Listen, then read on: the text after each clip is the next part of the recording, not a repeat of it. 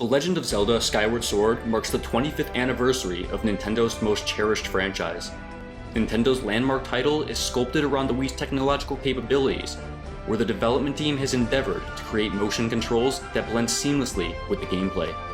And finally, after 5 long years of development, Nintendo has undoubtedly redefined the ways in which games can be played. Sword and player become one. Motion controls are nearly perfected, resulting in a gaming experience that is unparalleled regarding interactivity.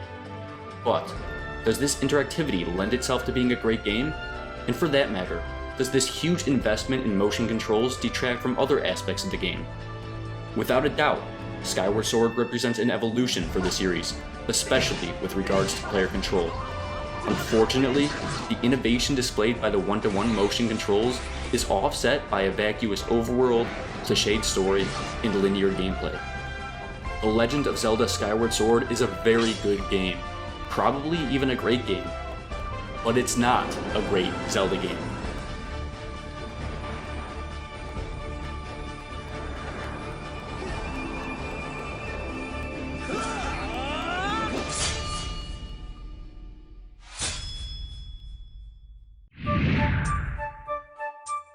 Skyward Sword represents an origin story for the franchise, but at its heart, this is a traditional coming-of-age tale. After our young princess is swept away by evil forces, our hero is tasked with saving her from the depths below. The introductory 2 to 3 hours of the game are fantastic. They serve as a tutorial for various gameplay mechanics, as well as establishing the compelling, intertwined character relationships. For the first time, Zelda is a fully fleshed out character, whose emotional capacity provides an inherent incentive for saving her. But once Zelda is kidnapped and Link is subsequently forced to chase after her, the story turns stale. It becomes a cat-and-mouse game where Link and his insipid companion Fi predictably search for Zelda to no avail. Zelda's rescue mission is used as a plot device that artificially extends the game's length. The development team constructed the story around its gameplay mechanics, and as a result, the story feels hollow. The cutscenes, however, are well done. They're more cinematic, they're better written, and they're more emotional than its predecessors. But the sparsely populated cinematics can't conceal the fact that they primarily serve as transitions to gameplay sections. However, the characters are well developed, both through dialogue and character animation. It's just a shame that Zelda is relegated to a plot device, while others essentially vanish once Link reaches the surface overworld. Ultimately, the story in Skyward Sword is a function of its gameplay, which often makes the gameplay feel superfluous. It's time for the Zelda franchise to mold its gameplay around its story, not the other way around. Skyward Sword's graphics resemble a beautiful watercolor painting. The colors are not very saturated, rather they blend together to provide the aforementioned illusion. Unfortunately, the world possesses few environments and subsequently lacks a diverse range of colors. Also, there isn't a natural day and night cycle. Its absence marks an unconventional step back for the series, but in its totality, Skyward Sword represents an artistic achievement given the antiquated hardware. Moreover, the game animates with great fluidity. The characters display a wide range of emotions through varied and believable facial expressions and body movements.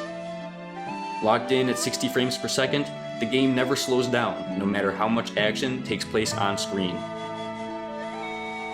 Sound-wise, Skyward Sword opts for a more personal score that epitomizes feelings of epicness, sadness, and loneliness. The soundtrack may lack the epic, sweeping themes used in prior iterations, but Skyward Sword's orchestrated music perfectly complements its story and environment. The gameplay in Skyward Sword is modeled to take advantage of the Wii's capabilities. The incorporation of one-to-one motion controls in all facets of gameplay embodies the greatest change that the series has ever seen. Swordplay in previous Zelda games were consigned to button presses. Combos and advanced techniques were possible, but precision was never required or even conceded to the player. Link can now slash his sword in 8 directions, along with other techniques like jabs, spins, and finishers. The expanded fighting repertoire allows Link to attack with greater precision and opens up a realm of gameplay opportunities that were never possible before. Also, with more options at your disposal, sword fights are more cerebral than ever. In previous games, timing your attacks was essential. But now, given the increased control, where you attack is just as important as when. Enemies are given appropriate AI to counter your increased combatant abilities. For example, goblins are more defensive than ever. They'll attempt to block from different directions, leaving only a small opening for landing strikes. Enemies in general react dynamically based on Link's movements, and battles seldom feel identical. For the first time, Link's sword mirrors your own movements.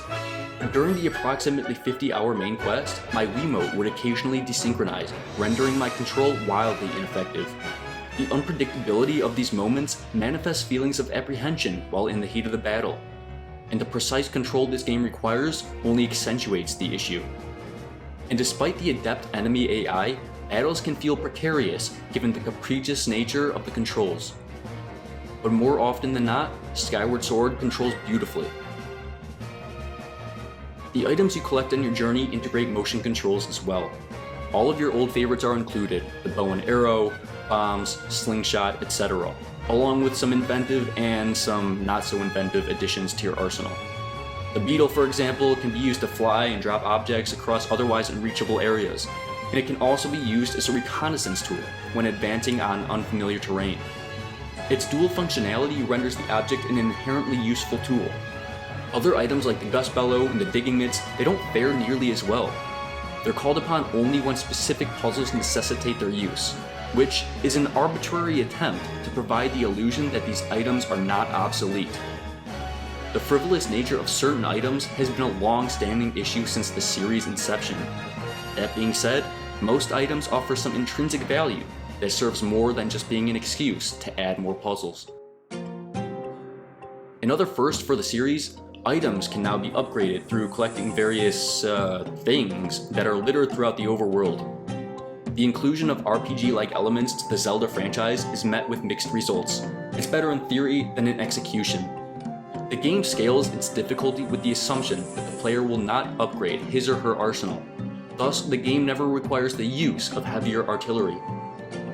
The upgrades offer some tangible elements that negligibly affect gameplay, but there's no choice involved in the process of arsenal creation. The upgrade system is devoid of options and consequently lacks any type of risk or reward. The feature's implementation is rather hollow and supplies little impact to gameplay. Instead, it feels more like a tedious collectathon that subverts one's inclination to capture a trifling reward. Although some of the aforementioned items feels like an excuse to implement more puzzles, Skyward Sword's greatest strength arguably lies in its puzzle design. Traditionally, puzzles were concentrated in temples. Here, the lines between overworld exploration and puzzles are blurred. In fact, the three regions of the Earth, the forest, the volcano, and the desert, encourage puzzle solving over exploration. At least the game necessitates the use of your entire arsenal, and as such, there are more options to consider before tackling a particularly devious puzzle.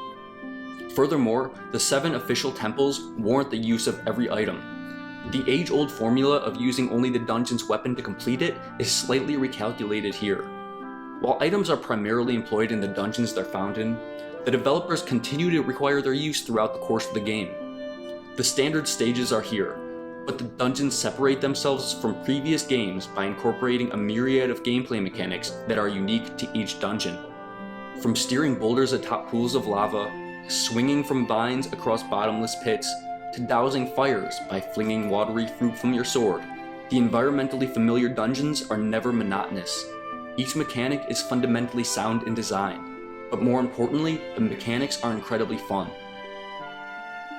Skyward Sword is home to some of the greatest boss battles in the series. The bosses aren't as aesthetically epic as previous games, but they are more formidable than ever. The boss battles prove successful because they meld dynamic swordplay, item usage, and challenge in one neat package. The puzzles are similarly well designed, but their implementation in the overworld overshadows exploration. The 3 overworld landscapes are innately boring. Artistically repetitive, each area lacks that certain flavor that deserves exploration. Moreover, the constant barrage of puzzles within these areas detracts from their ingenious design. The overworld in Skyward Sword acts to facilitate additional puzzles, rather than exploration. The end result is an overworld that feels artificial. I do laud Nintendo's attempt to innovate, but by blurring the distinction between overworld and temple, exploration takes a painful backseat to puzzle solving. The story understandably prohibits the landscape from having people and towns, but there's just no excuse for the lack of interesting and varied geological structures. The overworld in Skyward Sword is by far the least imaginative in the series. One would assume that the Sky World would mitigate the surface world's scarce exploration opportunities. The vast, three-dimensional setting of the sky is home to, well, a whole lot of nothing. The sky is filled with asteroid-like structures that house minigames or lone treasure chests, and there's only one mini-town outside of Skyloft. The sky was a canvas for creativity.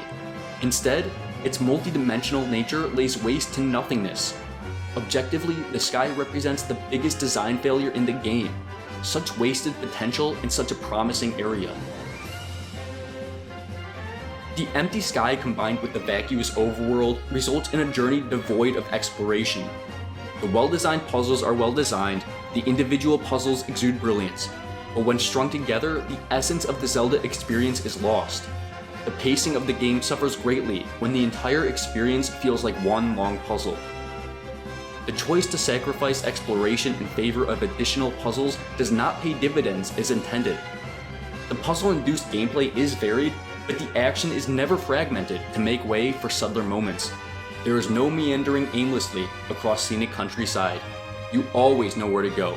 Your path is always straightforward.